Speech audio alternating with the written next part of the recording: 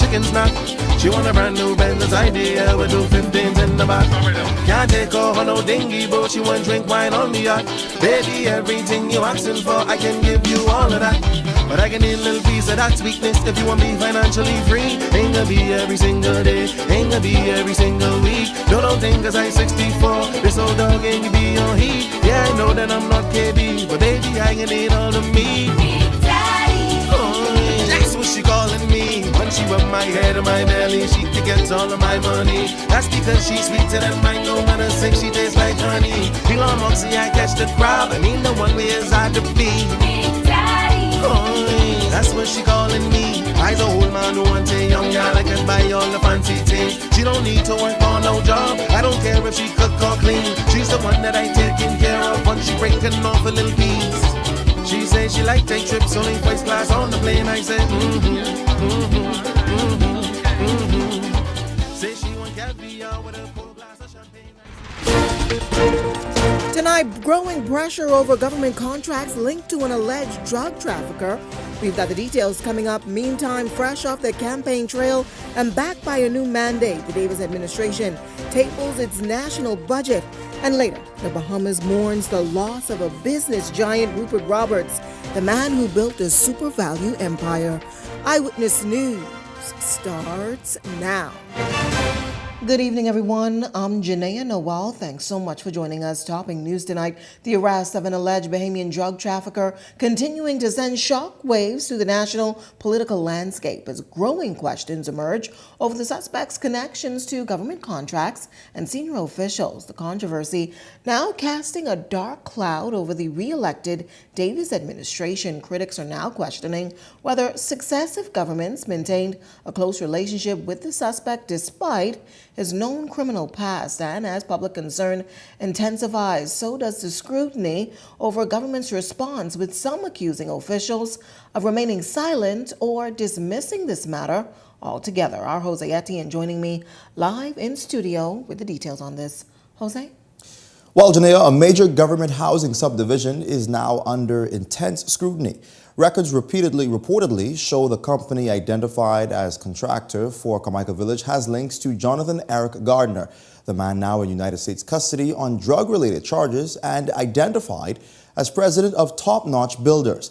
That revelation is now raising serious questions tonight about how Gardner, who reportedly benefited from government-linked no-bid contracts, was able to remain attached to major public projects while allegedly involved in criminal activity. And now the opposition says government cannot stay silent. The past and present Minister of Housing still has not explained how they have been able to provide $40.2 million of the people's money to the housing project Renaissance through the Carmichael Village project. Housing Minister Keith Bell is now facing pressure from opposition leader Michael Pintard, who says the government must explain what it knew, when it knew it, and why Gardner-linked companies were allowed to carry out public housing work. The concerns center on Carmichael Village, one of the housing developments advanced during the Davis administration's first term. Reports indicate complete construction was identified as the contractor for the project, while most of that company's shares are held by Top Notch Builders, a development company owned by Gardner. He was recently charged in connection with an alleged long-running conspiracy to smuggle cocaine into the United States. His arrest came shortly after he survived a plane crash in waters on Election Day.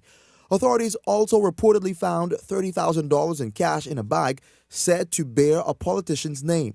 But Gardner is not new to controversy. His criminal history is now sharpening questions about why successive governments continue doing business with him or companies linked to him. Pintard also pointed to the 8 Mile Rock Public-Private Partnership Agreement signed shortly before the Minnis administration took office in 2017, a deal he says the government later followed through on. Is this the same top-notch builders involved in the 8 Mile Rock government building project under the PPP deal? Is it the same top-notch builders connected to Jonathan Eric Gardner in custody? Now, Janaea, these questions are being raised as government officials continue to dismiss claims of any covert operation under their watch. Meanwhile, Gardner was expected to appear in a Florida court, but that appearance didn't happen. We understand he plans to appear in court in the place where those complaints originated, in the New York district. And so this is a developing story, and we'll continue pressing for answers until we get them. For now, back to you, Janelle. Thanks so much, our Jose Etienne, joining us live in studio. Of course, it's a story we will continue to follow. Meantime, who is politician number one? That was the question being echoed by protesters gathered in Roston Square opposite the House of Assembly today as demonstrators demanded answers over allegations now drawing international attention. Opposition members also wearing name tags indicating that they were not politician number one as they attended House proceedings today. This protest follows claims by U.S. investigators that discussions surrounding an alleged drug trafficking operation took place within the walls of Parliament. Leading the demonstration, Shannon Cartwright, deputy leader of the Free National Movement, who argues the allegations strike at the integrity of the country's leadership, particularly as the reported politician recently took the oath of office during the opening of Parliament just 1 week ago, he says. Politician number one is sitting right up there in the People's House. So we're asking the Prime Minister that he is duty bound. He is duty bound on behalf of our country, on behalf of the Bahamian people, to stop this reputational damage to the Commonwealth of the Bahamas and to the Bahamian people. The Bahamian people want to know who is politician number one.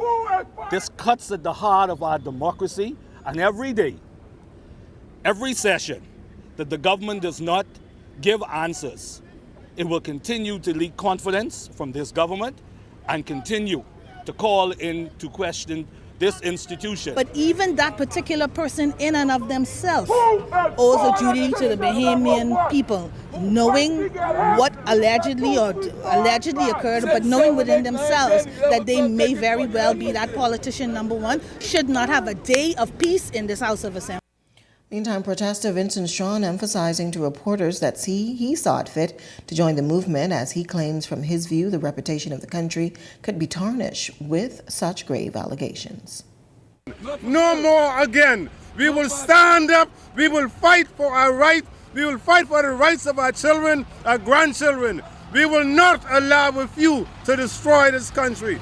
We will not allow a few to take us down that path once again. No more again. I said to the Prime Minister, please tell us who is politician number one. Please tell us who is politician number two, if there is a number two. We need to know. The country needs to know. You said transparency, we need to see transparency. Not just sing it, bring it. The time has come. We as Bahamian people will continue to fight for our right. We will not allow our sovereignty to be overtaken by drug dealers again. Meantime, Chairman of the Progressive Liberal Party, Fred Mitchell, criticizing Coalition of Independence leader Lincoln Baines' decision to accuse a PLP member of parliamentarian of being politician number one. Mitchell says he believes it was a reckless indictment on Baines' character. He's encouraging his colleagues not to worry about the accusations and instead focus on governance. Why do we waste time listening to this flim-flam man? He has lost 2 or 3 elections back to back. The Bahamian people have rejected him, so why are we paying attention to him except to put him back in a box where he belongs? He is disreputable, crooked, dishonest, and without a moral compass. So just press delete and move on. Further, we have bigger fish to fry with the threatened disruptions by the F&M in the House. The PLP MPs must be ready from today, willing and able, to defend the Speaker of the House against these disruptions. So worrying about a has-been on Facebook talking old news is the least of our worries. While attempts to reach Bain for a response not successful up until news time, but the Free National Movement Deputy Leader Shannon Cartwright says despite the party's general election losses, he's encouraged by the team of representatives chosen by the electorate to serve under the F&M banner. Cartwright, who suffered a major defeat in the St. James constituency to Progressive Liberal Party newcomer Owen Wells, remaining guarded about his next move, but he's making it clear that his political journey is far from over. We are very pleased about what we have in our parliamentary caucus, both in the lower house and in the upper house. They will continue to fight in here, and we will continue to fight out here as the deputy leader of our party. I continue to fight on behalf of the Bahamian people. I've not gone anywhere. I am here today on behalf of the Bahamian people to continue to fight. And so I will continue to fight. There's a lot more to do in Bahamian politics for me. Just stay tuned. But I am here to continue to fight on behalf of the Bahamian people. Whether he felt sidelined after not receiving a Senate appointment following his loss at the polls despite holding the position of deputy leader, he offered this response. The Free National Movement is filled with competent and talented people. We are very, very pleased with our parliamentary caucus, both who have been elected and who have been appointed, and I have full confidence that they will hold the Bahamian people accountable. A senior attorney tonight is defending his character after a court of appeal ruling upheld him to be disbarred from the Bahamas Bar Association following the mishandling of client funds. Our Linton Ritchie Jr. joining me live in studio with the details tonight. Linton? Well, Janaea, a prominent attorney, grandson of the country's first Governor General, Sir Milo Butler, making it clear tonight that he does not agree with the decision to uphold his disbarment, as from his view, attempts were made to right his wrong in a case where he misused hundreds of thousands of dollars entrusted in him by a client. I acknowledged the debt. I offered my building, which exceeded the value of the debt. That was specifically turned down by AML. Disgraced former senior attorney Craig Butler now speaking out after the Court of Appeal upheld the decision to strike his name from the legal profession over the misappropriation of more than $800,000 entrusted to him during a property transaction involving AML Foods. Butler admitting he diverted the funds for unauthorized purposes, but insists the public has been left with the false impression that he made no attempt to repay the money. In an interview with Eyewitness News, Butler claiming he spent years trying to make AML whole again, including offering up his law firm building on Alice Street in an attempt to offset the debt. Court documents reviewed by Eyewitness News show the property was valued at more than $1 million, though the offer never materialized into a settlement. The fall of the once prominent attorney unfolding over the years of legal battles. Butler pointing to a 2023 ruling from Justice Neil Brathwaite, which blocked AML's attempt to appoint a receiver to his family trust. However, that decision was later overturned on appeal by Justice Michael Barnett in 2024, paving the way for a receiver to be appointed. There is a receiver appointed over my assets in the family trust, which far exceed the amount of debt. But despite his claims of repayment efforts, the Court of Appeal found the misconduct serious enough to justify disbarment. The court backing the tribunal's findings that Butler's actions represented a major breach of trust, particularly given the sacred responsibility attorneys hold when handling clients' funds. The judgment also stressed the importance of protecting public confidence in the legal profession, signaling that repayment attempts alone were not enough to overshadow the original misappropriation. However, Butler says for him, he intends to do more. And I'm going to, yes, be seeking to go to the Privy Council and everything, absolutely.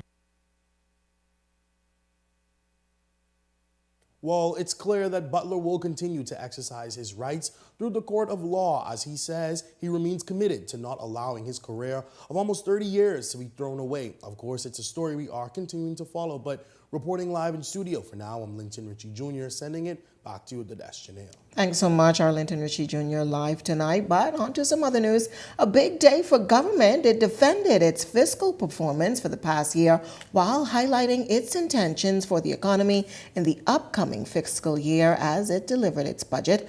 Our Danielle Dean capturing some key parts of the budget communication in this report. The 2026-2027 budget communication taking center stage inside the House of Assembly today. Newly appointed Minister of Economic Affairs Michael Alkidis delivering the Davis administration's first budget of its second consecutive term in office. A historic moment given no government has secured back-to-back election victories in decades. The communication focusing heavily on cost of living relief, healthcare, housing, energy reform, and family island development, as government attempts to convince Bahamians that the country is moving into a more stable economic period. The communication saw the government address a number of pressing issues. Number one, they say, is the healthcare crisis that many members of the public continue to complain about with the building of the new hospital, with the renovation and groundbreaking of a number of clinics on various family islands. They say that they plan to tackle this issue. And then there's crime reform, as well as the housing crisis that the government is looking to address. The administration also confirming an initial $20 million investment toward the development of a new hospital facility on New Providence, while additional resources are being directed toward mental health services and staff retention in the public health system. We are allocating $11.6 million for the construction and upgrading of clinics, including works in Abaco, Andros, Aucklands, Very Islands, Crooked Island, Zuma, Eleuthera, and Long Island. Halkitis also defending the administration's economic record, saying total revenue for the first 9 months of the fiscal year stood at $2.5 billion, while aggregate expenditure reached $2.7 billion. Housing also emerging as a key pillar of the government's agenda, with officials announcing expanded concessions for first-time home owners, including an increase in the exemption threshold to $600,000. We are therefore extending VAT relief for first-time homeowners by expanding zero-rated treatment to include multi-unit properties such as fourplexes, triplexes, and duplexes. Yes. Government also outlining major housing developments in Renaissance, Flamingo Gardens, and Carmichael Village, while promising small home repairs and enhancements through the government's Small Homes program. The Minister of Finance made reference to, I think, 25 fire trucks. But there are other things happening. We have 3 of our Defense Force vessels that are being refurbished, renovated. We have going to have an ongoing program with either construction and or renovation of police stations, fire stations. Now, above all, the cost of living is an issue that seems to plague a number of Bahamian families. We constantly hear it when we're out on the streets, and Bahamians are simply looking for some kind of monetary relief. We have reduced the deficit, stabilized debt, strengthened transparency, and delivered growth while keeping the daily pressures of Bahamian families at the center of our work. The administration also moving to highlight concessions aimed at easing financial pressures, including duty relief on human hair and wigs for cancer and alopecia patients, while insisting no new taxes will be imposed on the Bahamian people. The government maintaining that its economic policies are beginning to produce tangible results, while acknowledging that many Bahamians are still struggling with high food prices, electricity costs, and the rising cost of living. From Parliament Square for Eyewitness News, I'm Danielle Dean.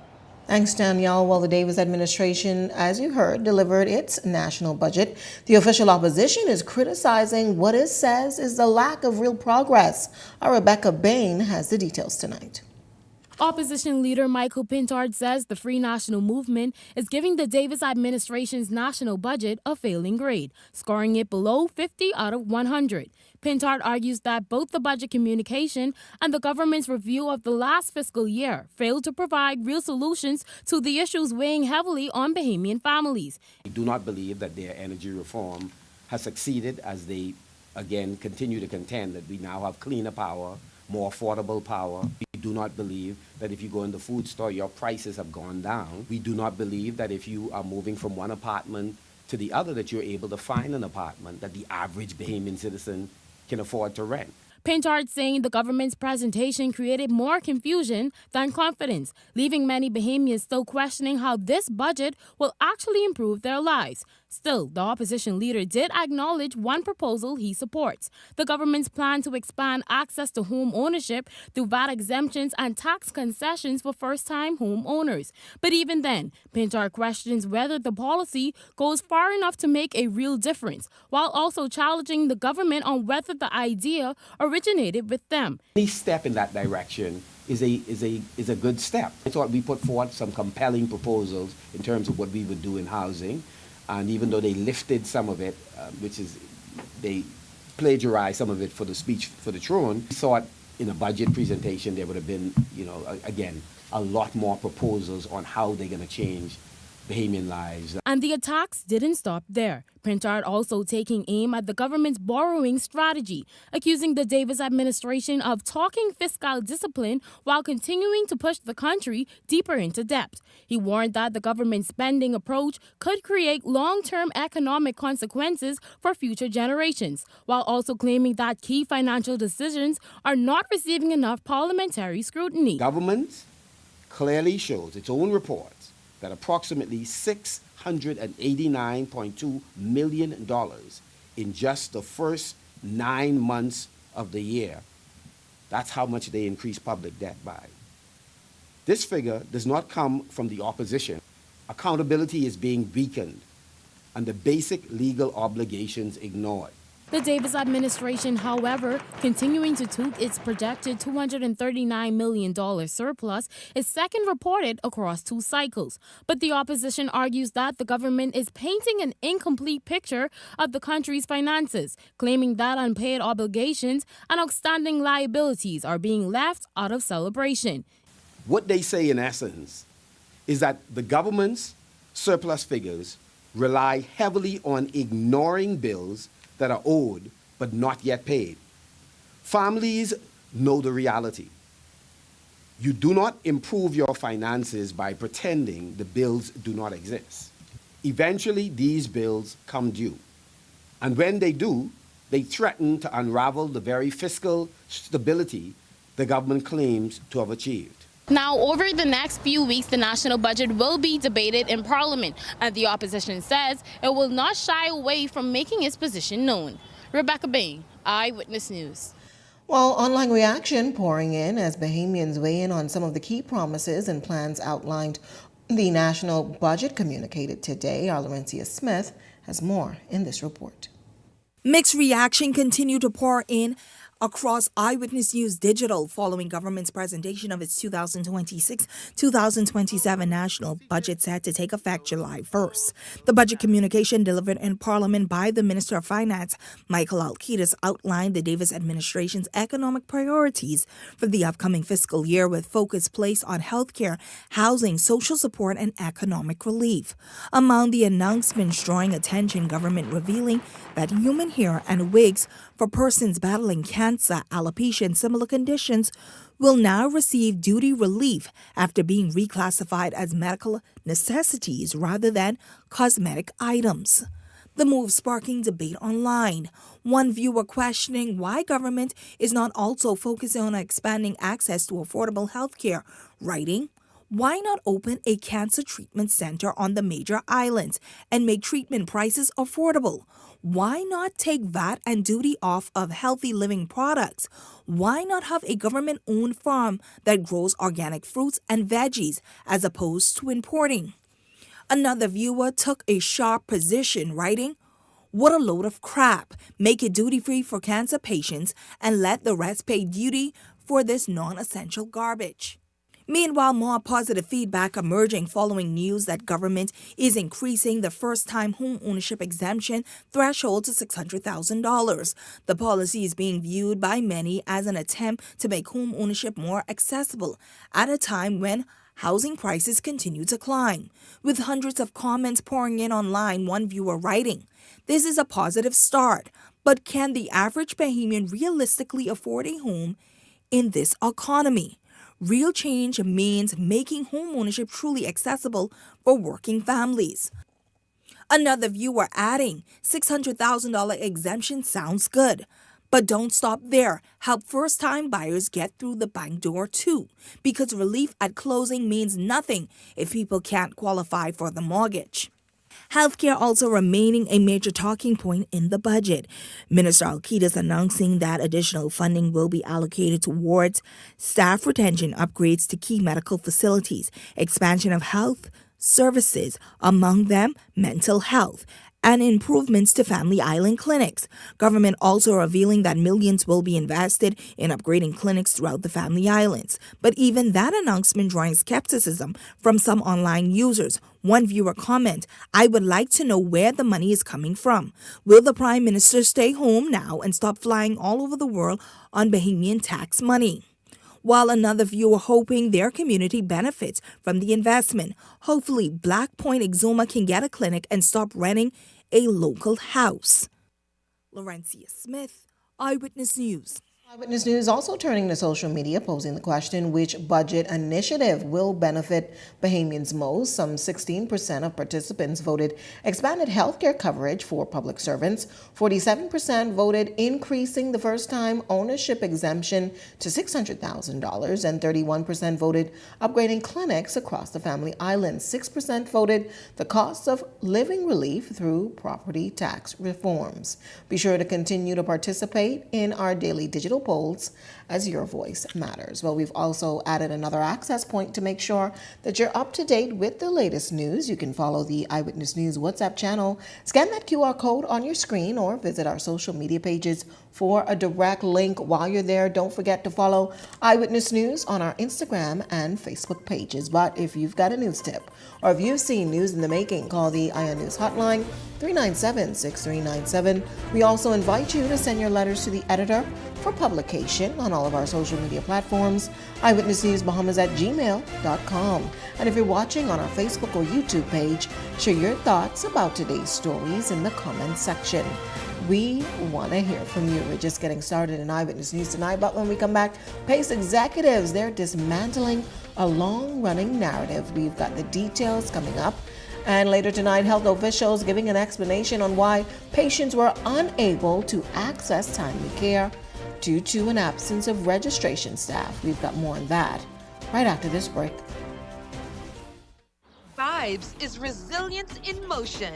So even when things go out of sync, we do what it takes to bring the vibes back. At BTC, we understand your vibes because we live it. That's why we are dedicated to building a network as resilient as you, with a team of familiar faces working every day to keep you on beat. You are at the heart of everything we do. Our commitment is to keep your vibes flowing, no matter what.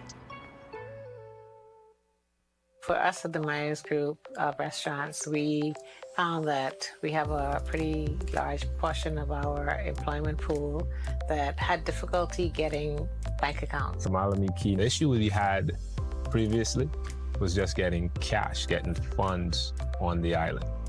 And with only one working ATM, the idea of the sand dollar, just it being digital, and everybody has a smartphone nowadays, it actually worked into our favor. The sand dollar was like a godsend because it allowed us to add it to our payroll system, which means we're able to send their money to the sand dollar wallet.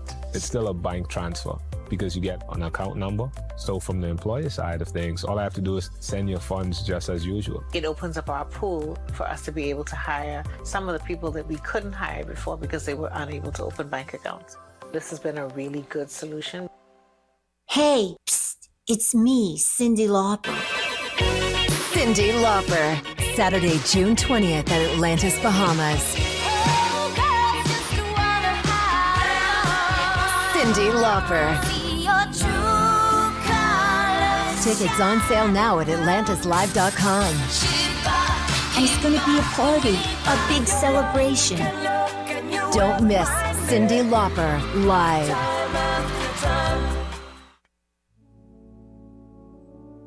Ladies and gentlemen, distinguished guests, and everybody watching from Nassau. Tonight, we welcome a star. So please join me in welcoming the barbecue rap star, star of the show! KFC, it's finger licking good.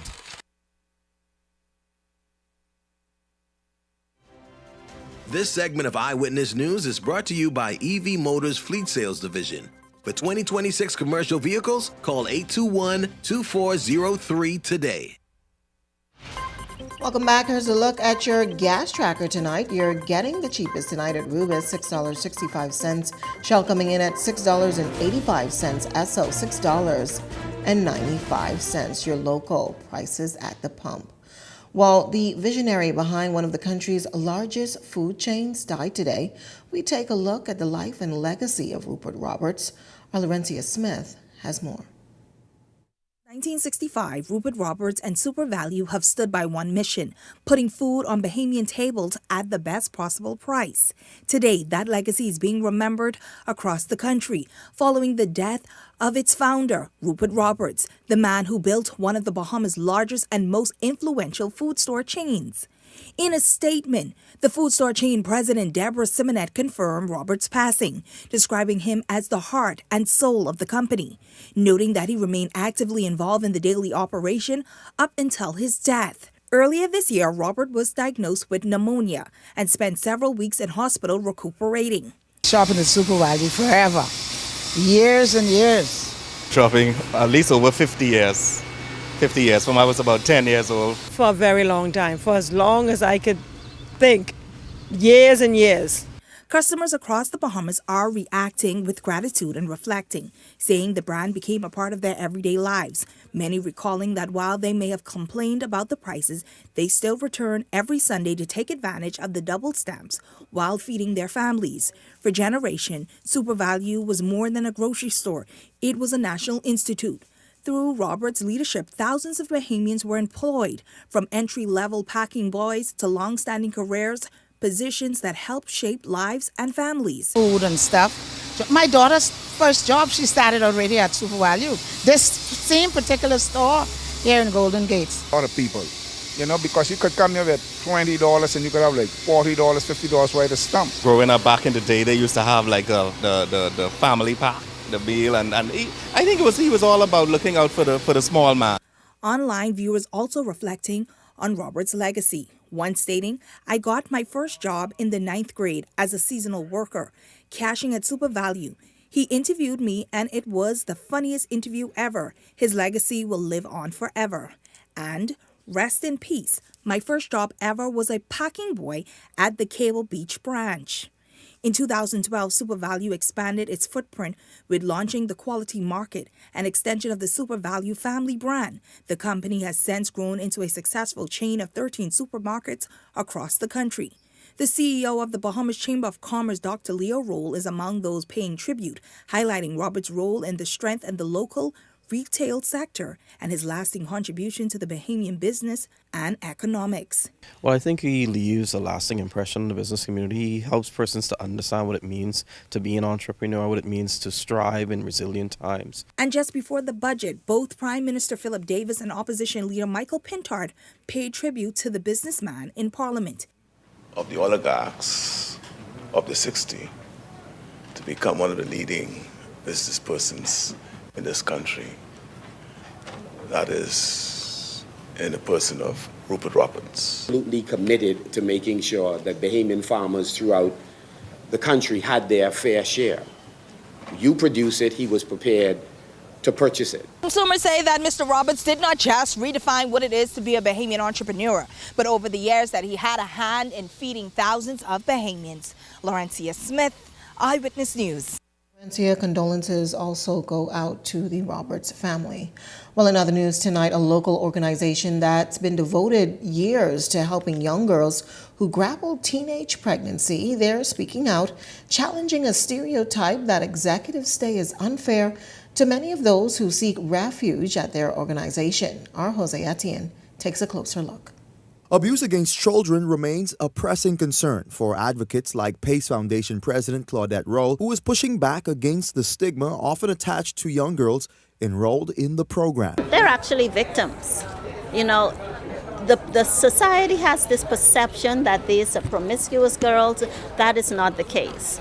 That's a very small population. Most of these children are victims, and anytime you find vulnerability in a community, you have to support them. Her comments come as middle and high school students continue to make up the largest group impacted by teenage pregnancy in the Bahamas. And it comes against the backdrop of disturbing allegations of child abuse across the country, including claims of mothers prostituting their daughters and other cases of young girls being sexually exploited inside their own homes. While there is no official data directly linking those cases to teenage pregnancy, the reports have heightened fears that many children may be suffering in silence without proper intervention or protection. Roll says that reality makes the rehabilitation process even more critical. You cannot just let them go. And so we build their confidence. We give them psychosocial counseling. We allow them to be able to understand that motherhood is something that is very, very important. And so if you build character, we're strong on character traits. But despite the challenges, Roll says there are signs of progress. According to her, there has been a noticeable decline in the number of students registering for the program in recent years. If you look at the national census, you would see that over the years there's been a decrease. But what we are proud about is that we actually have students coming into PACE. We're happy that they're not staying home, that they don't feel so shunned, that they do not want to continue their education. So we're happy that they're actually coming to PACE. And while she admits there is still significant work to be done, Roll says she is encouraged by the direction the country is heading in. She also expressed hope that the appointment of Senator Barbara Cartwright as Minister of Social Services would help strengthen existing programs aimed at protecting vulnerable children and supporting young mothers. We are excited because anytime we can continue to partner with the Department of Social Services and have them assist us in situations that arise, then we're more than happy. And so we're grateful. Not that a male would not understand, but sometimes it's, that maternal instinct kicks in, and so you're able to reconnect more with a female. Jose Etienne, Eyewitness News. Meantime, the Davis administration looking to address some of the concerns raised in education. This according to the newly minted minister and Deputy Prime Minister Chester Cooper, who says the government is not seeking to reinvent the wheel, but enhance it. He revealed this much to Eyewitness News today, adding that several of the plans created within the last term to address issues within the sector will begin to materialize in this second term. He says he plans to detail much of those initiatives during his contribution to the budget debate. We're going to lay out extensively our plans for education. We launched new legislative agenda and act just before we went to elections. We're going to see the implementation of all of those initiatives, including preschool beginning at age 4 for every child. And we have some great initiatives, digital literacy, entrepreneurship education, financial literacy, building upon the great work that has already been done in education. We don't plan to reinvent the wheel. We're hoping to enhance the great work done by the professionals.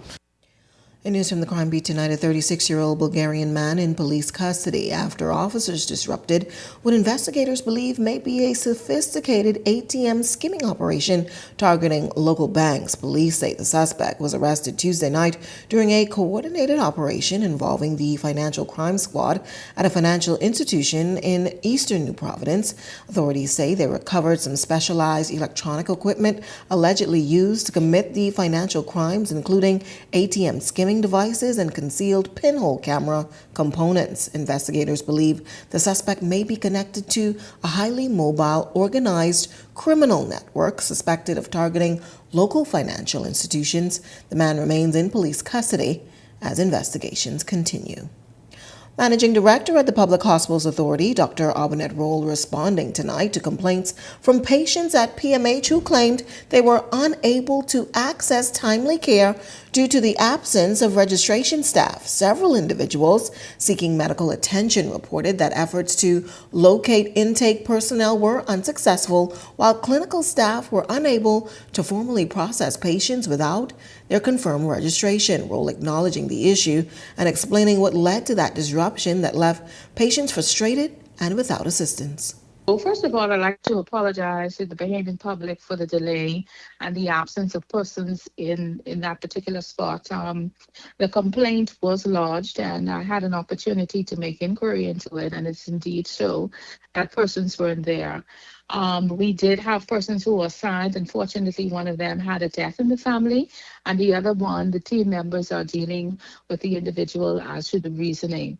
Like I said, I want to assure the public that persons are assigned, but also the leads are reminding individuals that should they have challenges that permit them from coming to their regular scheduled shifts, to ensure, in accordance to our industrial agreements, that proper notice is given, which allows us now to try to fill the spot to be able to accommodate the patients. Adding that solutions are already being discussed to ensure the ordeal does not reoccur. So since then, they've been working on that to ensure, but also to ensure that the information is transferred in a timely manner so that we could meet the demands. But once again, I wish to apologize to the public and also for bringing that to our attention as well. So to come in Eyewitness News tonight, we're looking at what's happening in the rest of the island here and the family islands. But first, a check on tonight's weather forecast.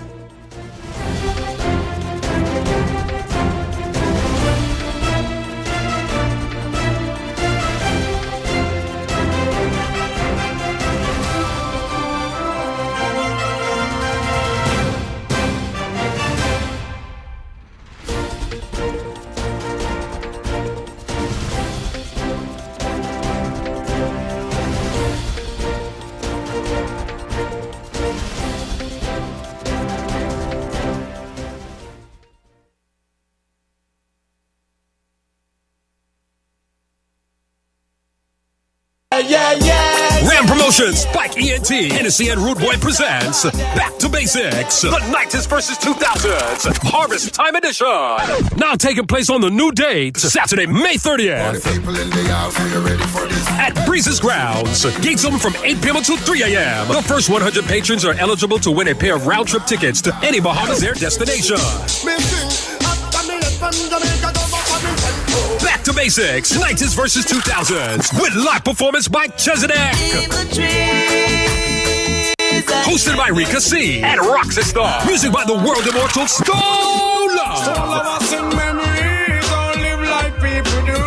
And Bass Odyssey. Yes, Odyssey comes Extra Large International. Tico T. DJ Tank. Select the Tie. Select the 3D and DJ Blaze. Tickets are $30 in advance, more at the gate. Tickets sold at Purple Brew, Plantation, Halo Lashes, Hit Spot, The Bay Restaurant and Players Lounge, Fabulous Productions, Hodges, and Eventbrite.com. Sponsored by Bahamas Air, Hennessy and Rude Boy Drinks Bahamas. Now taking place on the new date, Saturday, May 30th. At Marco's, we make it better. Better ingredients, better flavors, better quality. A signature sauce that families have always counted on. We are not only serving your family, but our families too. 2 medium, 1-topping pizzas with center squares or cheesy bread for just $29.95. When you want pizza you can trust, choose Marco's. Your family deserves the best. Marco's Pizza, crafted with heart and proudly shared with love.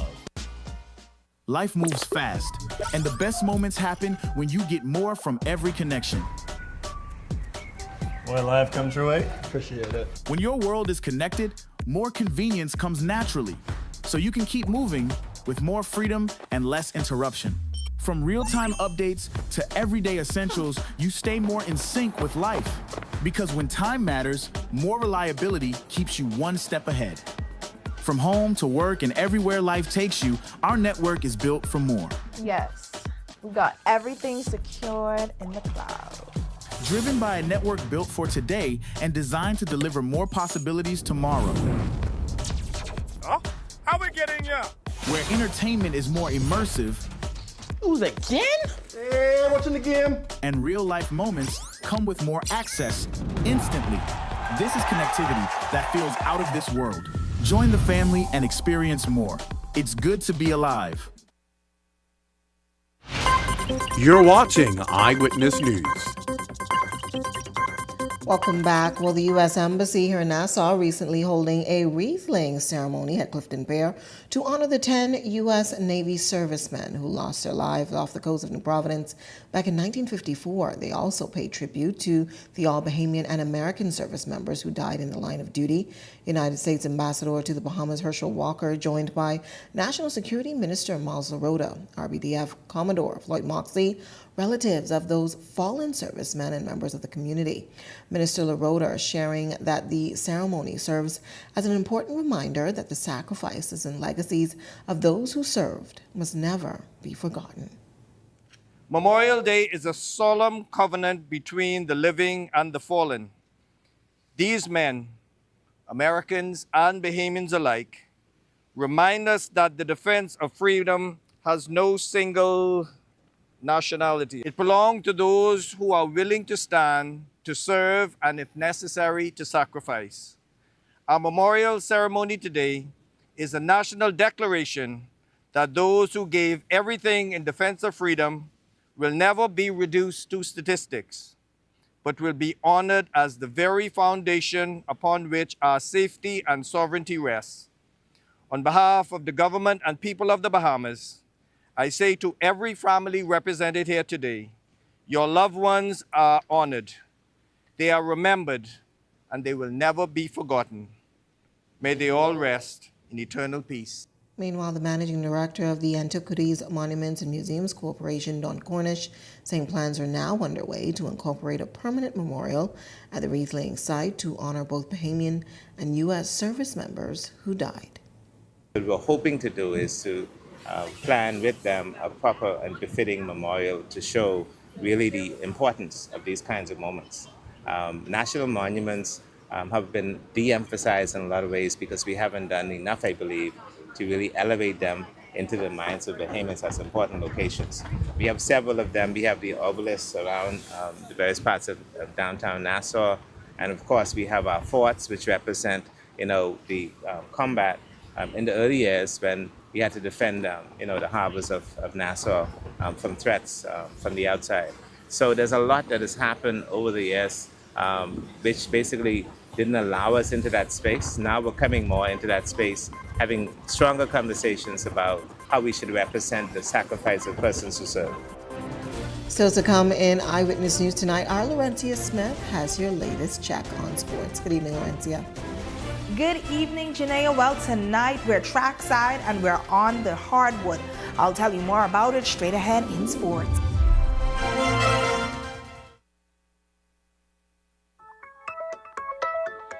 In a world of imagination, even a little mess can be part of the adventure. But for a truly royal snack, we need a clean slate. A few drops of Penalin dish liquid makes even dried-on paint disappear like magic.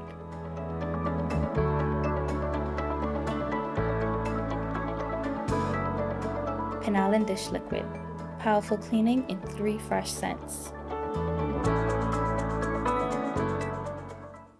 For us at the Myers Group of restaurants, we found that we have a pretty large portion of our employment pool that had difficulty getting bank accounts. The issue we had previously was just getting cash, getting funds on the island.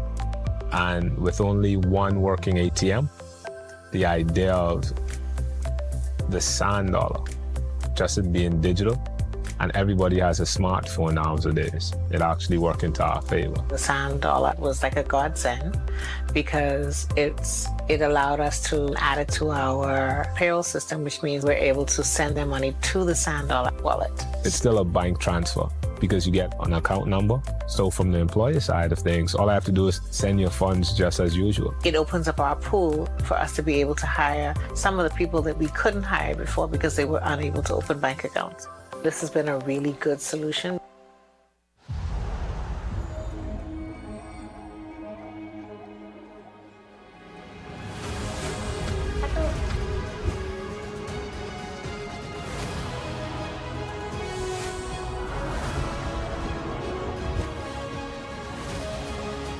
Step inside a world of adventure with Mandalorian and Grogu at Burger King.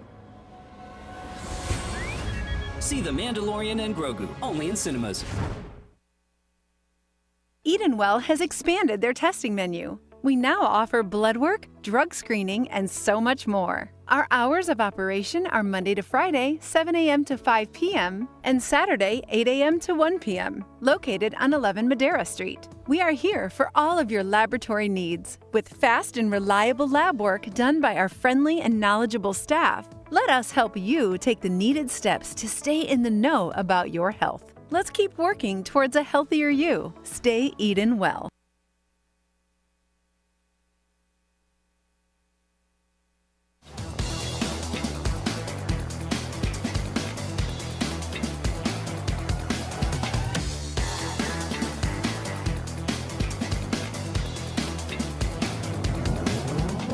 Eyewitness Sports is brought to you by 103.5 The Beat.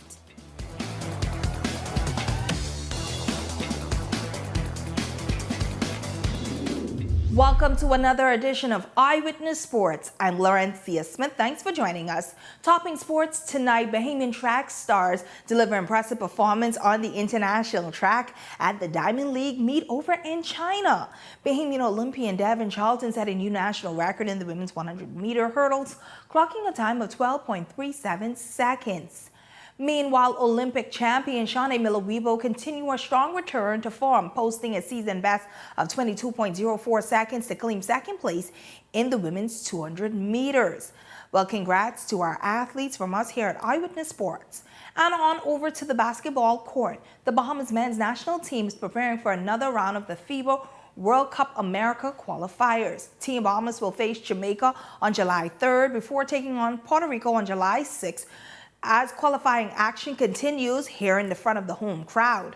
First Vice President of the Basketball Federation, Moses Johnson, telling our sports desk that tickets are now on sale, while also confirming who will be leading the national team this time around. Look forward to have a very, very dynamic and youthful Bahamian-led coaching staff and a wonderful and absolutely explosive 12-member roster that'll be publicized very soon. This team will be headed by Mikhail McLean, who is the associate coach for the University of Kentucky.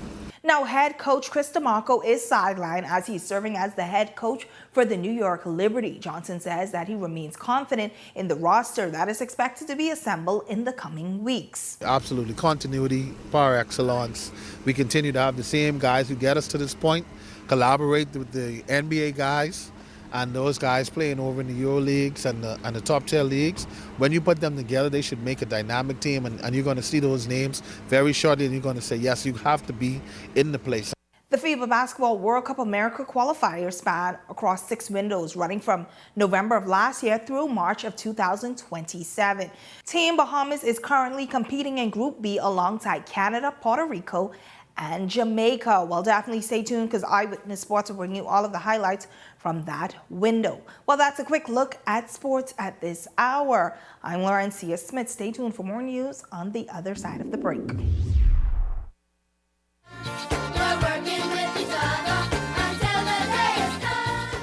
The Science Department of the Uriah McPhee Primary School hosted its 3rd annual STEM Science Fair at the school's campus recently, which showcased student-built models of various machines that incorporate STEM principles. It took about 2 days on the weekend to make. It is a solar panel project. These are the solar panels up here, and to make it realistic, you would have to put it in the sun to make it light up. Principal Shavanya Ferguson explains that the week of activities also included parents, other schools, and special guests. It is an exciting week that our teachers and our counselors would have planned for not just our students, our parents, but the wider community. Today, we have in our community leaders, and they've crossed party lines here today to be here for our students. We have Mr. Lincoln Deal in from the Free National Movement, and we also had in our Minister of National Security, Mr. Wayne Monroe. Science coordinator Shafel Knowles shares why it is important for students to learn about STEM at an early age. Now, our theme for this week is STEM in motion, small machines, big systems. And so the students actually built these small machines with their hands. You see, our students at this school, they're very good with using their hands. And so we're teaching them from early how to incorporate science, technology, and math and engineering from an early age. We don't want them to wait until they get old to decide what career they may want to venture into. We're trying to expose them to that very early. Jonalie McIntosh for Ed Talk.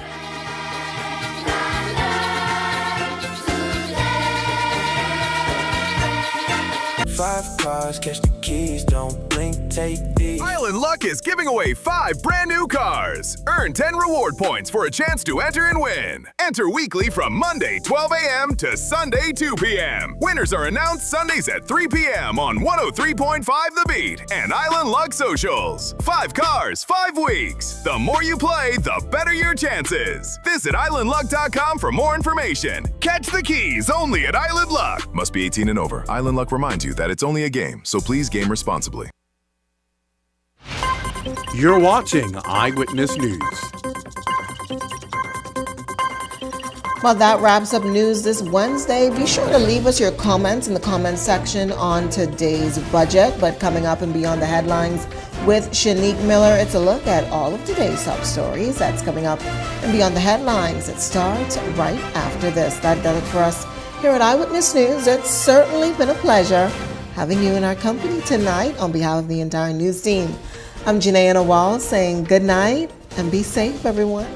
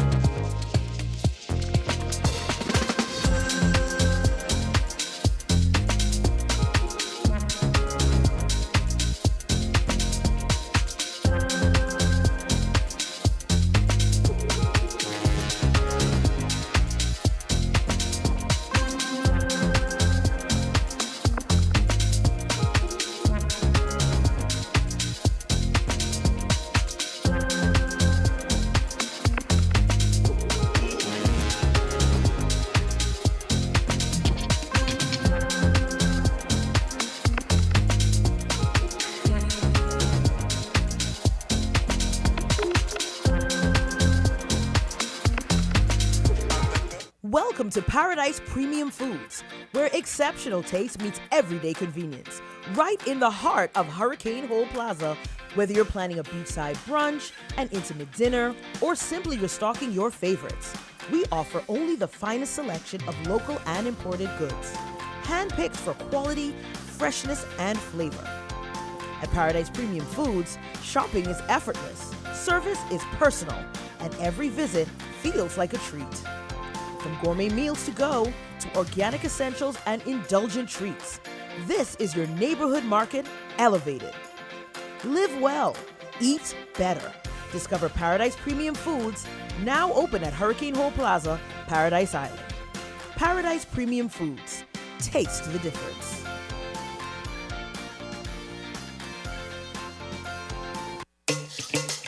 Wealth should not only belong to a select few. At InvestStar, we believe the door should be open to everyone. We provide options for planning a better future.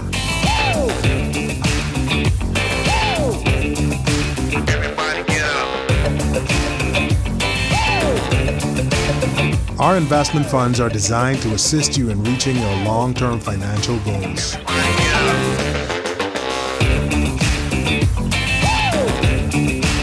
Let us show you how.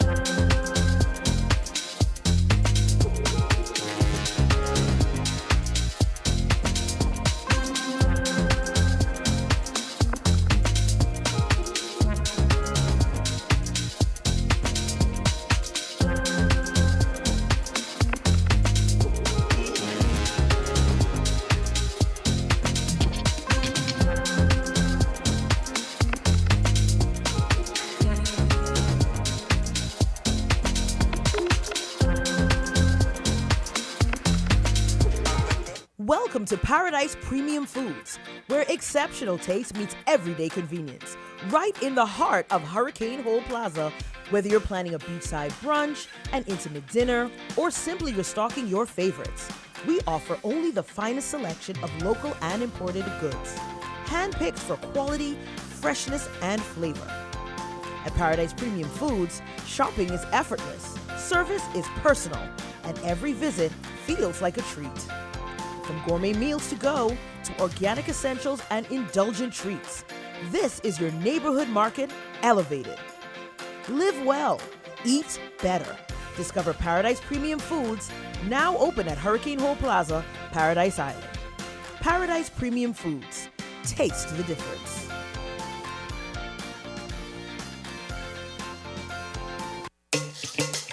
Wealth should not only belong to a select few. At Investar, we believe the door should be open to everyone. We provide options for planning a better future.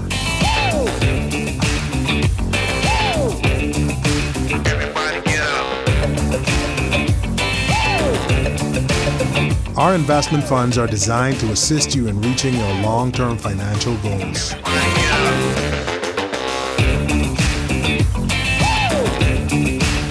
Let us show you how.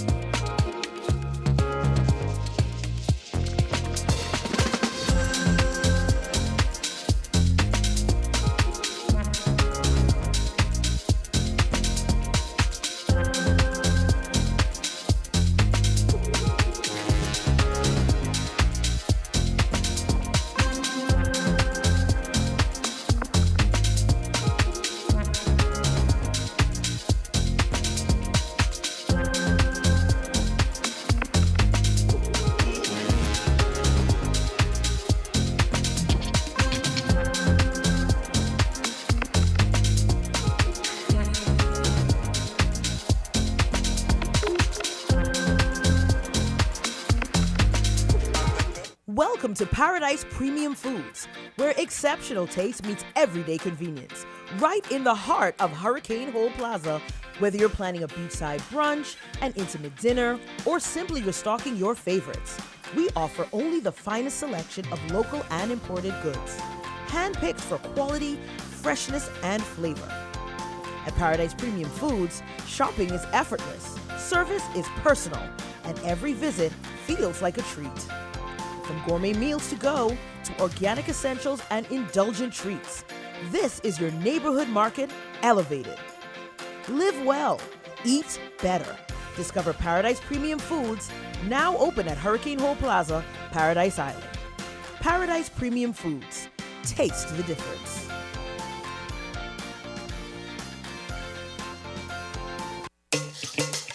Wealth should not only belong to a select few.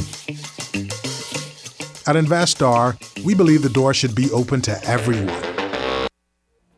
The thoughts, views, and comments expressed by the hosts, guests, and callers on Beyond the Headlines are not necessarily those of management, ownership, or production unit of the Verizon Media Group.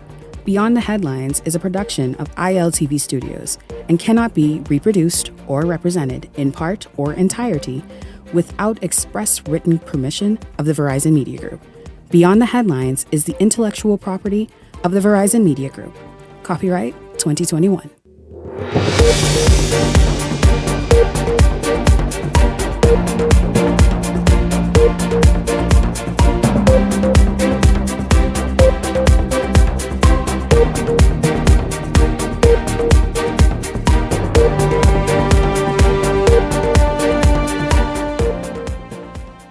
Coming up tonight, the Davis administration officially presented its budget, calling it a budget that builds on progress of the last term. Tonight, what are some of the key areas this administration is focusing in on improving out of the gate? Not politician number one. Those were the name tags worn by the Free National Movement members in the House of Assembly today as Deputy Leader Shannon Dawn Cartwright led a protest outside Parliament to call attention and call out politician number one. Also tonight, the opposition weighs in on the budget. Does the FNM believe the initiatives on, for example, food security are sufficient, or politics? This is Beyond the Headlines. Good evening. I'm Shanique Miller. It's great to have you along this evening.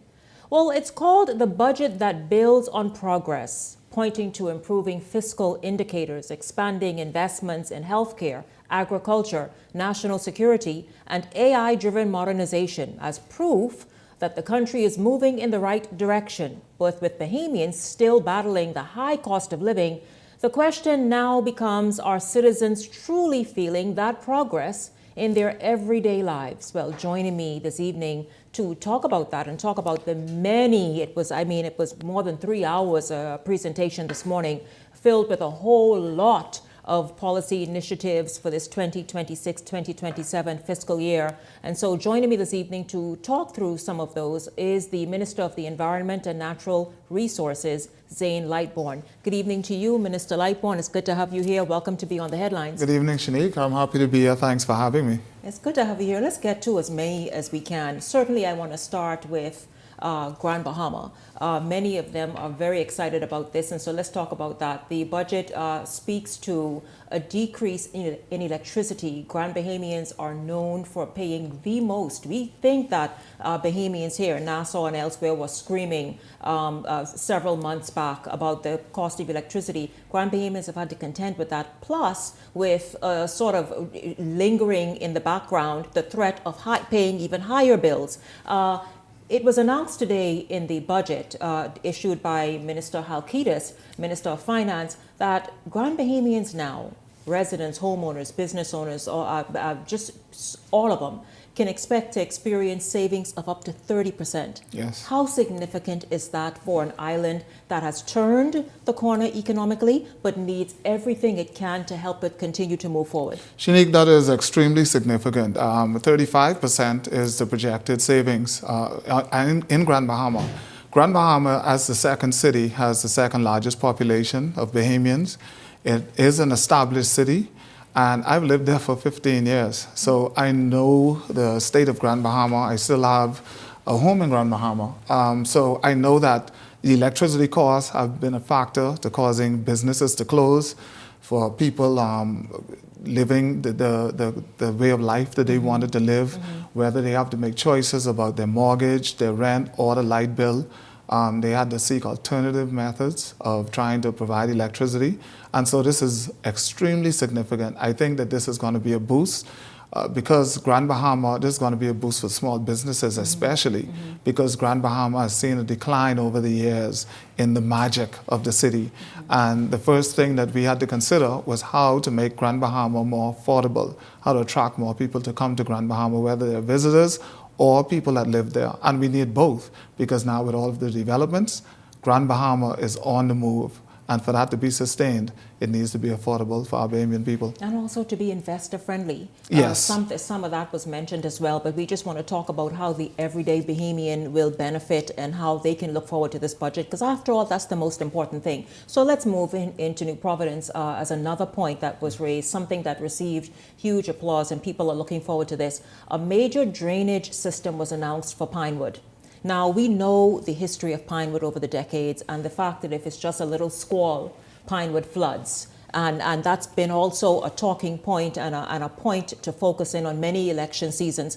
Is that really going to happen, or that's just something to sound good to make this budget bigger than it is? Well, for the first time, we are seeing relief in terms of machines going into Pinewood to pump out the water.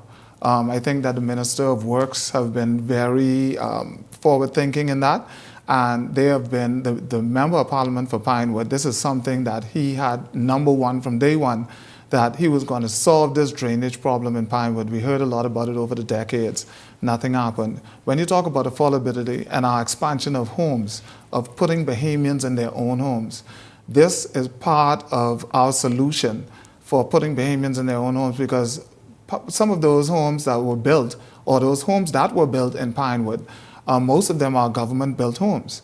And this was supposed to be a relief for people and upbringing of our people in terms of their status and way of life, in putting them in their own homes. So you don't want to put them in homes that later on in life you are unable to use as equity because you have this flooding, this drainage issue, and other issues that you may have in those communities. So for us to strengthen home ownership in the country, we have to look at persons who actually own homes and what those homes can do for them, the affordability of the homes, the state of the homes, and for them to be able to pass it down to the next generation. So solving this problem of flooding, it extends beyond now. This is for the future of our country. Healthcare also got a significant attention in this budget, including building out Family Island and access to Family Island healthcare. Let's talk about that and how important that is. The average Bahamian, this is so important now because we're living longer. Bahamians, though, through lifestyle choices, are having to access healthcare so much more, and it's a burden on. But outside of that public health care tax bill, let's talk about the access to health care around the Family Islands, how important it is, and how outfitting these centers, not just building them, but having them outfitted, how important that is as well. Yeah, we are attracting a lot of investment back to the Family Islands. Some of these are local investors who see an opportunity in Airbnbs, in building businesses for their families. They are now getting, they are now able to use their properties in instances which we're moving towards. More so in the Family Islands, where you can use your generational property or property that's handed down to you as equity. And so creating Family Island infrastructure is a part of what the government's success is, and that means causing for the Family Islands to be an affordable place to live and also a safe place to live, because medical care is extremely important when you want to build a life anywhere. And I applaud the government for this, the Minister of Health, for paying attention to the Family Islands, record numbers of renovations to clinics. We're building 2 new hospitals. We're renovating the Princess Margaret Hospital. And these things take time. So we know the anxiety. Persons want to see it happen now. But part of our message of progress is that we're showing you, and we have shown you, that we are beginning to do the work. And in some areas, we have completed a level of work, and we are continuing to move, and we're going to soar, because that's the acronym for our budget for progress, or building on progress, which is our security, our opportunities that we're providing, our affordability, and our reform. Yes, something that's key. Speaking of Bahamians living longer, and many of them doing so healthily, so they'll be able to live to quite ripe ages. But those who care for the elderly oftentimes are burdened. This budget also addresses that. It addresses that in ensuring that they are able to properly provide that care for the persons they may be in charge of. Certainly, the health of a nation is still the wealth of a nation. You can't have a sick population and expect that your country is going to be economically sound, is going to compete globally. You will understand that if you intend for your country to soar, to move ahead, you would have to have a healthy population who can not only help to build your country, because the Bahamas have to be built by Bahamians. Those Bahamians need to be healthy. The lifestyles that we live, we need to see beyond the years of 50 and 60, where people expected back in the day, some time ago, to begin to get ill, and you slow down. Right now, we have persons who are living longer. They're in their 70s, 80s. They deserve a level of health care that can sustain that as long as possible, and also give confidence to persons who are seeking to move back home, that I don't have a danger of coming and moving away from where treatment may be more accessible to me. And so us paying attention to the health of the nation is just a part of the message that we have been sending from day one. And that is something that we're going to continue to do. Find ways to improve the healthcare of this country, but the wellness component is even more so important. So this speaks to us getting the components of wellness in our country, Bahamians, food security, the style of eating, making sure that we can grow our own food, that we are sure is healthy, we know where it comes from. It comes from the earth, we know the process has been through, to cause that to be a part of our daily living, daily life, including the exercise component, and causing a more healthy nation to help to build this nation continuously. That's why we are seeing record number of investments in Bahamians, because Bahamians are able to do more. Yes. You're not spending all your money on hospitals. Which is a good thing, quite frankly. Speaking of Bahamians being able to do more, we know AI is really, if you're not tapped into AI and using it in the best, most substantive ways, then you're already left behind. So let's talk about that. There is now going to be, in this budget, it was outlined, training for Bahamians to offer them, and national development and that new ministry was also highlighted as being very key in leading in this regard. Let's talk about AI training. What will this look like? And I know it is just has been presented. It's not been fleshed out. And the substantive minister will speak to it. But let's just talk about a Bahamas embracing AI, where Bahamians are sufficiently trained in it to be able to do more, including obviously the ease of doing business in the public service. How will that assist? Yes, AI was a tool intended to do good. And as we know, many times these tools are used otherwise. And we want to highlight the positive uses of AI and it helping us to expand our business opportunities for young people and how they do business, the ease of doing business, government being more responsive, making it easier for a person to apply for a single license through a single process and get from start to finish with that one application, or walking into an agency, a government agency, and being able to access all of your data and information without having to drive around and go here and there and everywhere else. So for us, this is a huge component.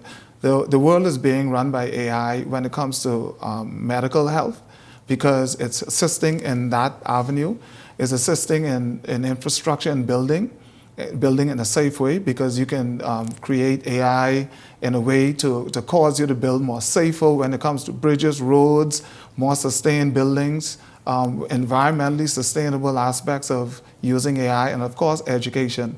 With the new Polytechnic Institute that the Minister of Education under Glenn Santa Martin, when she started, now headed by the Honorable Chester Cooper, the Polytechnic Institute will have a component of AI training so that the ministries can work together with each other to cause our young people now to be properly trained in the responsible use of AI for good, for us to build a country rather than to tear each other down. Yes, absolutely. Now, other areas, of course, there were announcements on customs duty exemptions and lowering of customs duty. One area, reductions on household plastic items, paper goods, and sanitary products. A lot has been made on you put VAT on this, you remove it. You put it on, you increase it, you do. Talk about that, where the average ordinary Bahamian needs to feel that experience in their pocketbooks to experience that savings. It's about affordability. So when we decreased VAT to 5% in food stores, and then we came back and we took it off all food, this was an effort to cause the cash register, when the person reaches the cash register, to be able to afford more. And that way they can see a better life for their family in other areas, because they can now afford to do other things with the money that they save. We're now moving towards a level of food security. We're now moving to a level of responsible living, where persons are considering more on, can I grow my own food? Can I afford what's in the food store? And can I now get more reduction in what I'm buying in the food stores? And so as we find ways, this is just the next creative way to cause persons to be able to afford more in the food stores. Yeah. And I think that without going too deep and causing it to be too technical to be understood in a way where you confuse people, in the simplest form, if we cause goods and services to be cheaper for our people, and we begin to increase their salaries as we have done across the public service, I think that the cost of living will continue to be at a better place for our country, and Bahamians will continue to see a brighter future and to reach their full potential, especially when it comes to their dreams and aspirations. Those dreams and aspirations certainly include home ownership. The Ministry of Housing was pointedly mentioned, and its ongoing housing initiatives to get Bahamians in homes at the various levels they qualify.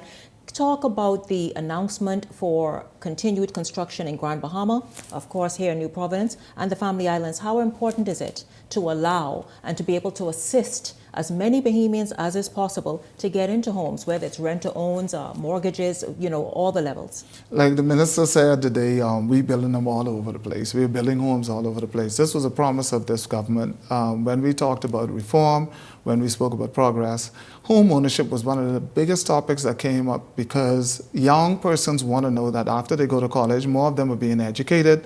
They want to consider coming back home, but they don't want to live in their parents' house. I mean, that isn't the dream of any Bahamian I know. So home ownership is big, especially when you begin to get in your 30s, now even younger, because you're making your own money, you want to be able to afford to get into a home. And in many aspects, the private sector aren't building homes for affordable homes for a certain sector of persons in terms of their paycheck. And so the government has a responsibility to make life easier for its citizens. And that's why home ownership is a reality with this government. We boast that we have built so many homes. The previous administration built none. And we are not comfortable that we have done enough. And that's why we're doing more. And so we're looking at the Family Islands. We're expanding investments on the Family Islands. That is causing more people to seek out the Family Island to go back home to live. But one factor that's considered, that have to be considered when you talk about sending people back to their home island to live, is that they have to have some place to carry their families, because most people aren't traveling back alone. Mm-hmm. And so you're not going to go and live or look to live in your parents' homes. You want to make sure that you have a way of life that's comparable to anywhere else in this region or anywhere else in the Bahamas. And home ownership is a big part of that, and it have to be done everywhere if we're serious about expanding every family island. We know that the nation appears to have been stripped of its ability to respond to emergencies like fire, like medical emergencies. It was announced that dozens of new fire trucks were also being purchased in this budget, and also that the Royal Bahamas Defense Force will have an addition to its fleet, or additions to its fleet, as well as upgraded vessels. Let's talk about the focus on national security and ensuring that the borders are safe, and of course that security on land is sufficiently bolstered. Sometimes there's a lot of and talk boosted. About things that people can easily sensationalize or make a big deal of. We all care about border security and about whatever difficulties there may be at the immigration level of our country. And so strengthening the borders is part of the mandate of this building on progress, based on the fact that we have already set records in repatriation numbers. We have already set records in the amount of engagement that we have made in terms of increasing the patrols of the Defense Force. We have already done that with hiring. When it comes to the police force, when you talk about security, we are looking at, of course, causing fire safety by this record number of fire trucks that we're going to, I think we promised 25 in this budget. Certainly, the East needs a fire. We have a fire station, and we always have to wait because of traffic and everything else for a fire truck to reach in the area. And so now that we have the housing there, one of these fire trucks I know will come to the Yamacraw constituency for the entire eastern area. Yes, So well, I'm pushing, and this is one of the things that we would have spoken about. So in addition to security, the safety and security of your home is paramount, and the safety and security of our country is going to take all of us. This isn't something that just happened. And it's easy as an opposition to attribute it to a government that's in power, and all sides play it. But in reality, the numbers don't lie. The numbers tell a story where we are serious about our denials at the border, about shipping people out, and we're serious about enforcement, and also the systems that we put in place that caught fraudsters in the act, trying to get away with what's the best word? Fraudulent documents and whatnot. And immigration is one of those areas that was focused in on. Of course, your ministry is a key ministry because we're talking about climate change and carbon credits and the rest of it, all of which are being pursued with great might in this term. And so a lot to talk about. I would love to have you, especially after perhaps you deliver your budget presentation, because I'll tell you, here in this season, with a newly re-elected administration, the Bahamian people are waiting and obviously wanting you all to do well, because at the end of the day, when you all go and perform and get everything right, our lives are better for it. And so I thank you very much, Minister Zane Lightbourne, Minister of Environment and Natural Resources, for being here this evening, talking about the budget. You all saw it today. It's really the biggest news outside of you know who politician number one is? Did you see the pin? I did not participate in that at all. Okay, yes. Well, we could talk about politician number one and much, much more. But we got the energy and the talent to do everything that you have said. So I'm happy that the Bahamian people are anticipating our success, and we intend to deliver. Oh, you must deliver, because here on Beyond the Headlines, we are going to keep you all accountable and hold you to that as well. Yes. Thank you so much for being here this evening. Thank you for having me. Don't go anywhere. Beyond the Headlines is back right after this.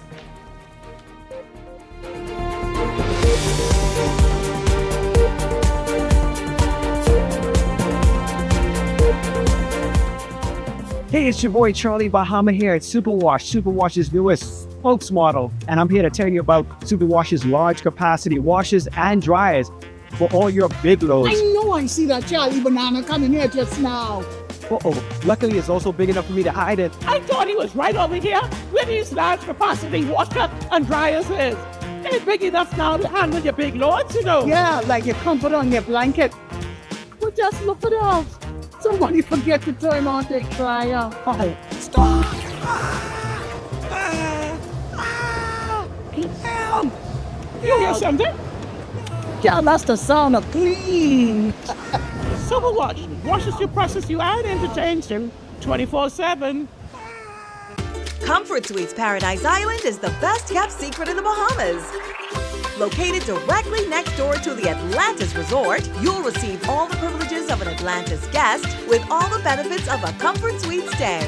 Enjoy everything Atlantis has to offer, including Aquaventure Water Park, plus all the amenities of Comfort Suites. Free Wi-Fi, free breakfast daily, and kids stay, play, and eat free. Visit ComfortSuitesPI.com.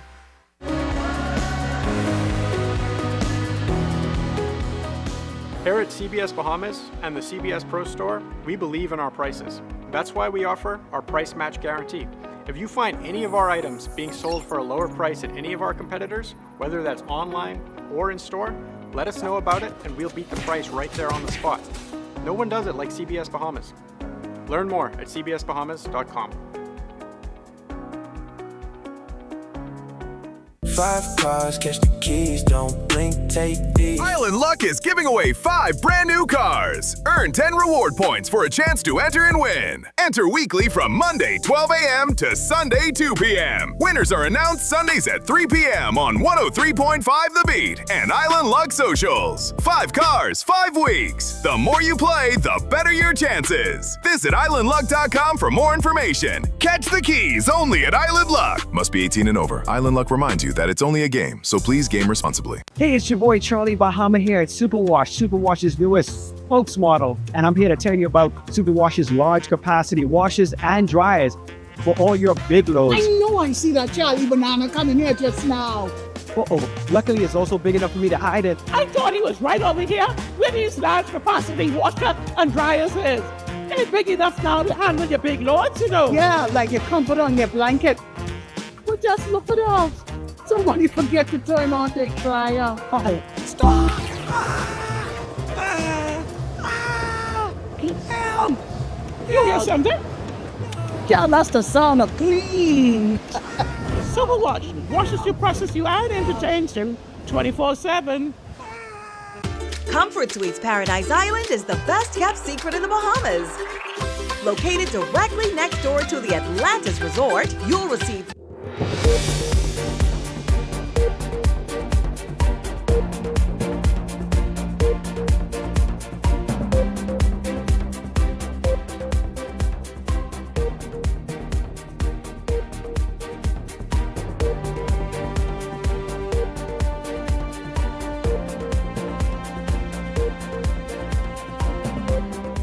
Welcome back to Beyond the Headlines. It's great to have you all tuned in this evening. We are going to jump right in now. You heard the official response and explanation and further explaining of just a few of what was announced today during the budget communication presented in the House of Assembly this morning. But now we are going to hear how the opposition feels and what the opposition thinks of the budget. Joining me this evening via Zoom is Ruben Raming. Good evening to you, Ruben. It's good to see you. You should have been in here next to me, but that's fine. Good evening to you, and it's good to have you here. Hey, good evening, Shanique, and good evening, everybody. It's good to be here. I watched your interview. It was very informative. Yes, yeah. What are your thoughts overall? Well, obviously, we can't get to every single thing that was just discussed and announced today, or even right here this evening. But overall, your thoughts before we get to some one or two things. But budget on the whole is a very, very interesting thing. I've went through at least 9 of them myself in my time in the upper and the lower house.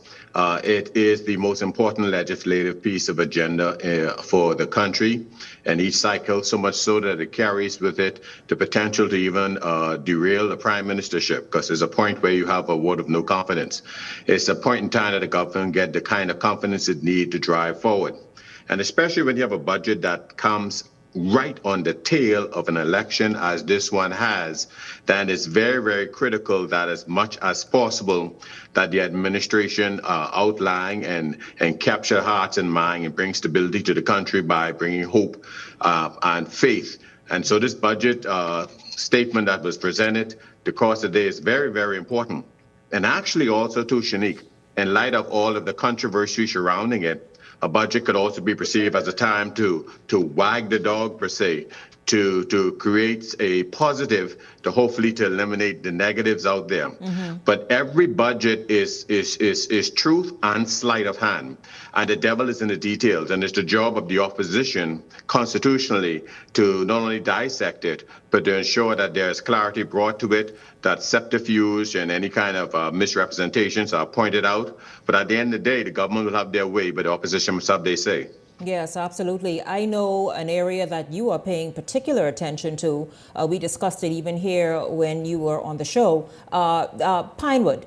An announcement was made that there's going to be a drainage system to bring a more permanent relief to Pinewood and those residents who time and time again have to suffer, whether it's a light squall or heavy rains or even some hurricane, that type thing with flooding. Your thoughts on what that announcement says and the goal to bring relief to Pinewood? I spent a lot of time working with the people at Public Works to design a program that they could actually live for. And I told them that, listen here, it is your job to design a program that you can endorse. It's my job to argue for the money, which I did. And in the budget debate, when I even made the pledge, I will not support any budget that excludes Pinewood. That being said, I've been following it and watching for the last 3 years. I know that the current administration had adopted those same plans, and then they pledged to pump $20 million into it. I don't believe in making politics out of such a critical issue, but I was concerned that if the money was there and I know the plans were there, what was taking so long? Because I clearly know that with the monies that I was able to get, that it would have been in the ground in September had an election not been called. Mm-hmm. Nonetheless, I had been following it with Miles LaRota. He said there are contracts that would have been signed, et cetera, et cetera. And the $20 million that will be allotted. But many times I listen to it and I'm wondering if it's $20 million going into Pinewood or is a drainage solution throughout New Providence. That will be seen. So we're looking forward to it. But I want to stress to people is exactly what I said in the House when I spoke about it myself, that fixing the drainage issue is in the public interest because it is one of the wisest and most beneficial investment that the government could do. Yes. If you inject $20 million into even 10 at that time, into fixing the drainage system, you would accrue over $90 million in value in the homes. Can I give you an example? Most of the homes in Pinewood, when you look at them listing in there, you see them listed for pennies, simply because why? The stigma of the flood proneness of the environment. Mm-hmm. If you address it, without fixing a house, without weeding a yard, without adding a coat of paint, the value of those houses go up by thousands of dollars. So just this by is addressing the so flooding. getting this right and fixing that drainage issue once and for all immediately empowers every homeowner in Pinewood Gardens. Immediately, and this is why I refuse to play games. Immediately, this is the best money government could spend. You hear me? I've seen them waste millions of dollars on Star Academy, on Village Road, the old Bahamas Academy, $30 million without a lease agreement. Man, I tell them, pump this money into there, and you will see tangible value in all of those homes in Bahamian pockets without doing a single thing else. Now, the official response from the opposition, Ruben, is that, listen, progress where?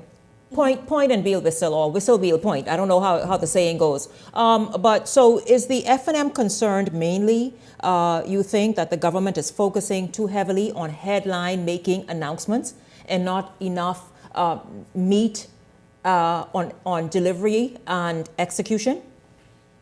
Many times I think they focus too much on politics. And it is to focus on politics when it should be focused on nation building is what caused us to have the problem. Let's look at this, for example. We see how we got where we are with BPL right now. You can actually track this back to the time of Bradley Roberts' chairmanship, when BEC at that time was in the green.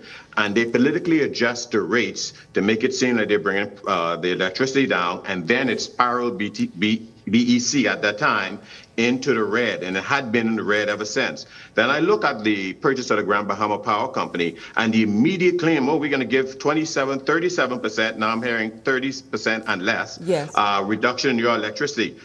Think about this. You just purchased a company that was begging ERCA for an increase because they needed to do what they need to do. Yes. A company that once you purchase it, you're going to have to jack about $80 million and upgrading it. And immediately the first thing you can do is give a discount? So it seems to me like you doubt the residents of Grand Bahama will experience the savings in their electricity anytime soon? It's not even doubting, I catch exactly what you say, it's not even doubting the residents of Grand Bahamas will experience a savings or not. It's just that, how does this make sense that I could come and purchase a company on day one for its maximum value and borrow $80 million to be able to now upgrade it, and at the same time offer 30% discount and keep this thing functional where it won't become a national disaster?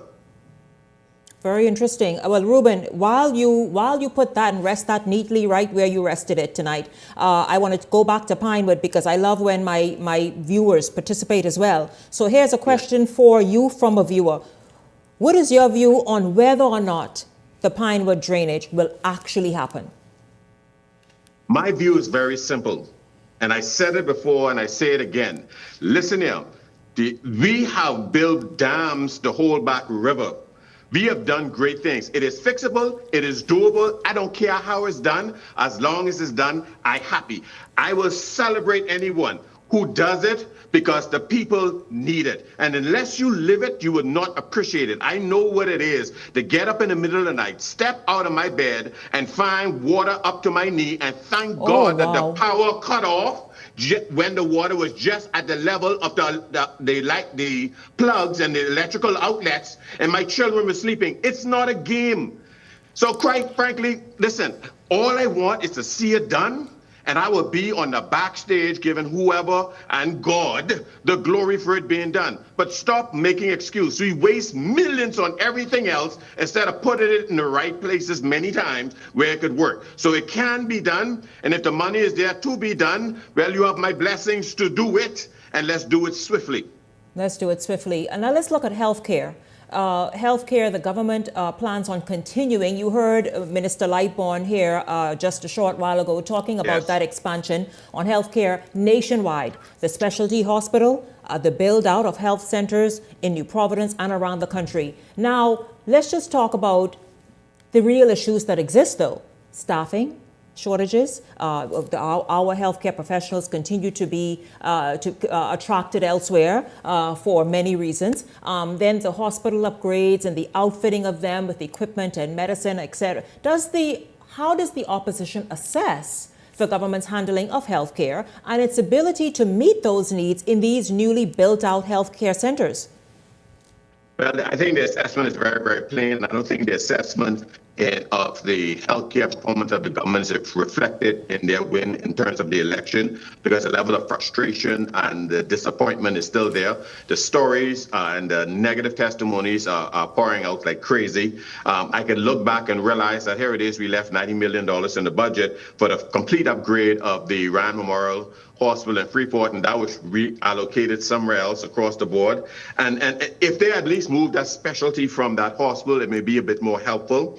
And then now we get to the point where, just as you said, how are we going to man it? Yes, we have seen work done in terms of expanding courses for nursing. We see even the Baptist College has launched a nursing school and other things. But I think they could, if they put politics aside and look at it in a bipartisan way, the opposition had some wonderful ideas to further incentivize nurses to want to stay home and not take the golden package that the U.S. and other countries are offering to snatch them away, including ways in which to help them have special access to their own homes and other things. And I have not heard that yet. Right now, I don't know if they overcome the challenge of even just paying them the money that they owe us yet. So we're going to be building something that's going to require hundreds of specialists. And the only thing we can do, and it's, wow, you know, it's interesting, Shanique, because in their thing, I think they said in immigration that they're going to decrease immigration fees for healthcare immigrations related to healthcare or home care. You think that's going to help with the hospital? Is that the intent? Well, we're going to populate them with foreigners? We will wait, Ruben, certainly to get all of the information, even the answers to your questions, as each minister goes and really sort of presents fully what their ministry will be focused in on, how immigration will factor into that, how healthcare and healthcare workers will be attracted, retained. And let's not fool ourselves. They will have to bring some in. Absolutely, they will. But how will that look? And here, Ruben, here is it. Of course, we are talking to Ruben Raming, who is a former senator, former member of parliament. Here's a comment to support what you were saying. Hi, Shanique. It's good to hear of the relief mentioned for the residents of Pinewood. Is the initial developer contributing to this? But Pinewood residents certainly very happy to hear that. Listen, this vexing flooding issue that's been plaguing that community for decades is now going to be officially addressed. We put it out there. I tell you that. And what we doing? Holding you accountable. I thank you very much, former senator, former member of parliament, Ruben Raming. Thank you so much for joining me here this evening on Beyond the Headlines. Thank you. Thank you. Good night. Have a great evening. Yes, sir. When we come back, we're going to hear some opinions about it. And then, Justin, please give me the SOTs, if only the SOTs, where we hear F&M Deputy Shannon Dawn Cartwright saying, who is politician number one? That he led a protest outside Parliament today to talk about that. Beyond the Headlines is backward after this.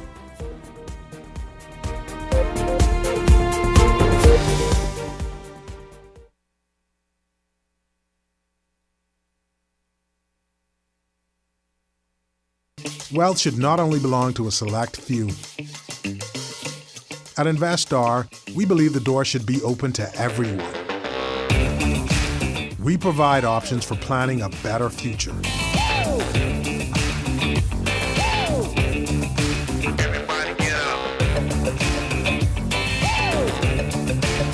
Our investment funds are designed to assist you in reaching your long-term financial goals.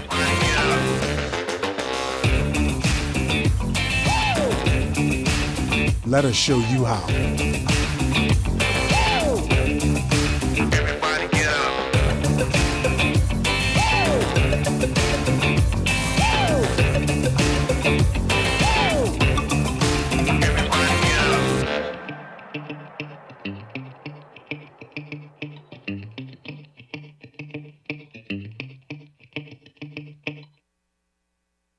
Welcome to Paradise Premium Foods, where exceptional taste meets everyday convenience. Right in the heart of Hurricane Hole Plaza, whether you're planning a beachside brunch, an intimate dinner, or simply restocking your favorites, we offer only the finest selection of local and imported goods, handpicked for quality, freshness, and flavor. At Paradise Premium Foods, shopping is effortless, service is personal, and every visit feels like a treat. From gourmet meals to go to organic essentials and indulgent treats, this is your neighborhood market elevated. Live well, eat better. Discover Paradise Premium Foods, now open at Hurricane Hole Plaza, Paradise Island. Paradise Premium Foods. Taste the difference.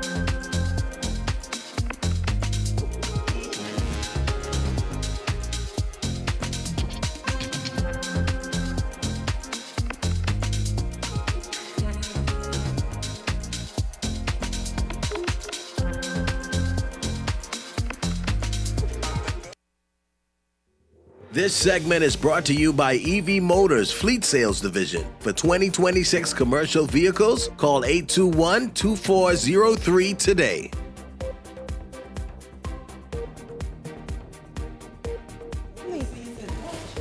Welcome back to Beyond the Headlines. It's good to have you all tuned in. We're going to jump right in. We have a good amount of time left and a lot to do. So let's get right to it. I'd like to bring in now the panelists, tonight panelists into the show. Cassius Stewart, good evening to you. And Peggy Candace, good evening to you as well.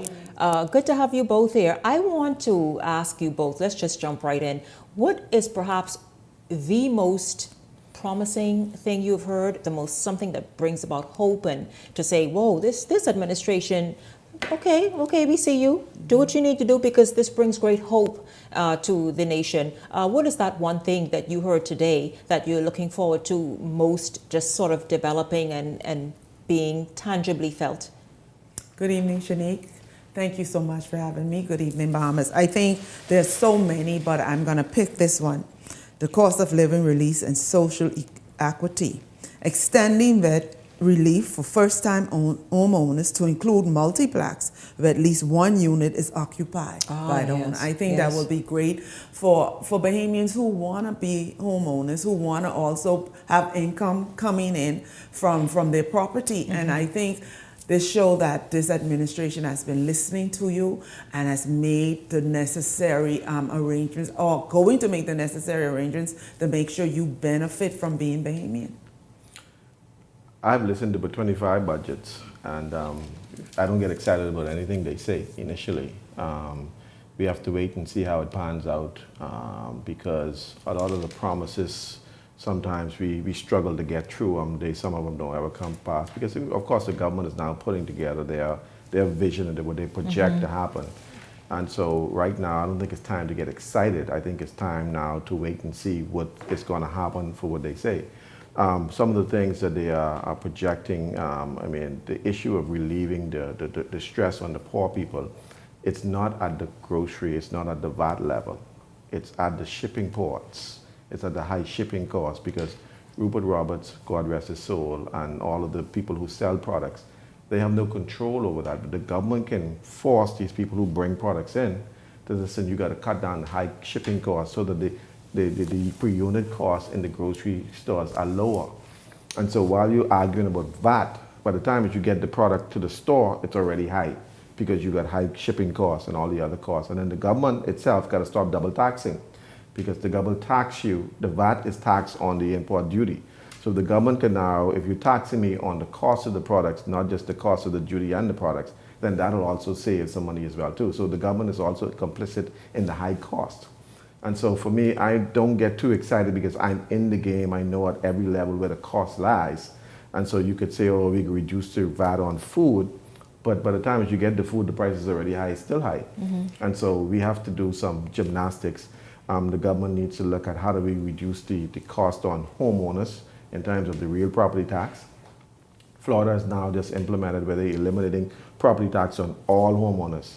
You know, in other words, now you can outrightly own your home. In other words, you spent 30 years paying the bank mortgage, and now you got to pay the rest of your life to the government. So you don't really own the home. And so we need to now say that once you meet your obligations with the bank, there's no real property tax for you because this is your home. But if you have investment properties, commercial properties, you pay on those. Right. But once you live in this home, there's no real property. So these are real tangible things the government could be doing. But what they do is they massage you and feel you up lightly and make you feel good. But I want solid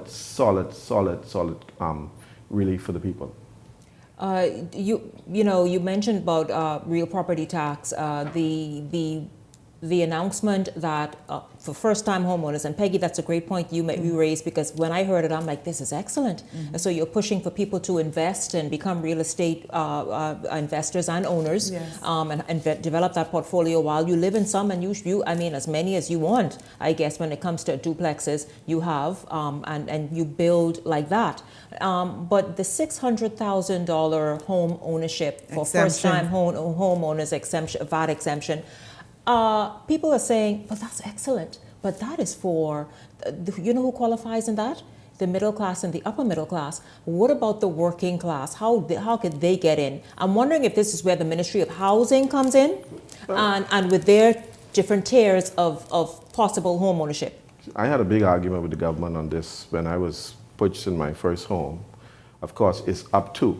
And so even if your house is $700,000, you don't get it because you're over the 500,000. It was 500, and I think they jumped it to 600,000.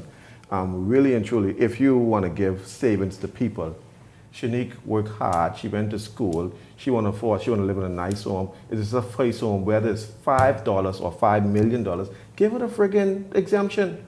Why it have to be up to? If you $1 over, you don't get it. And so what we were arguing with them is that if it's up to, then they charge me on the difference. So if my house is $700,000, they charge me on the $200,000. But because you're over, you don't get no exemptions. And so what they want to do is that we will reward you for living in a clapboard home, but if you buy a nice home, we still punish you. Well, I don't know much $600,000 clapboard home. Because I was about to say, if you can afford a $600,000 home, that's basically $1 million. Then you ought to be. $600,000 ain't much. You ought to be able to be taxed a little bit. That ain't much of a home. I mean, really and truly, when you look at homes for I mean, if you really want to live in the inner city, that's another story. But if you go anywhere on the outskirts in the west or the east, the property alone is $300,000. You bet right. I understand what you're saying, but I don't want the benefit to homeowners or to be discouraged. And what I want to say to government, just as Minister Lightburn was saying a few minutes ago, given an excellent informed interview, I think many of you should come out and explain these things instead of having other persons interpret them on your behalf.